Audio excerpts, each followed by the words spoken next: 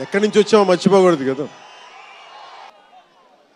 అలాగే పవన్ కళ్యాణ్ ఉన్నా, రామ్ చరణ్ ఉన్నా, ఏ హీరోలు ఉన్నా కానీ దానికి మూలం మెగాస్టార్ చిరంజీవి గారు.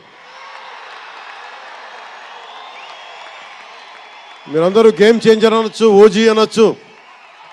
ఆ మూలాలు ఎక్కడో మారుమూల ఒక చిన్న పల్లెటూరులో, కుగ్రామంలో, మొగల్తూరు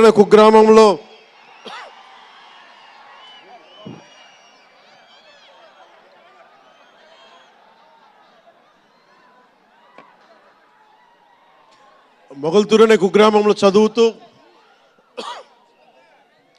విఆర్ఎస్ఎన్ వైఆర్ఎన్ కాలేజ్ నర్సపూర్లో చదువుకుంటూ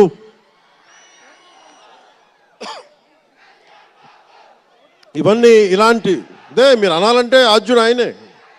మీరు ఈరోజు కళ్యాణ్ బాబు అనండి, ఓజీ అనండి, డిప్యూటీ సీఎం అనండి, ఏదన్నా ఆయనే ఆద్యులు. నేను మూలాలు మర్చిపోను. నేను ఎప్పుడు రఘుపతి వెంకయ్య నాయుడు గారిని మర్చిపోం, దాదాసాహెబ్ ఫాల్కే అవార్డు గ్రహీతను దాదాసాహెబ్ ఫాల్కే గారిని మర్చిపోం. మూలాలు మనం ఎప్పుడు మర్చిపోం.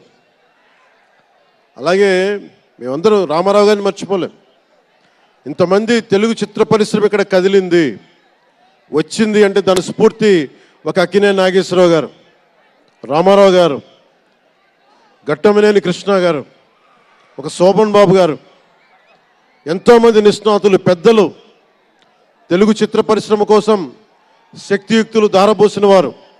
వారందరికీ మనస్ఫూర్తిగా హృదయం నుంచి ఒక నటుడిగానే కాదు, ఆంధ్రప్రదేశ్ డిప్యూటీ సీఎంగా కూడా మనస్ఫూర్తిగా వారికి నమస్కారాలు.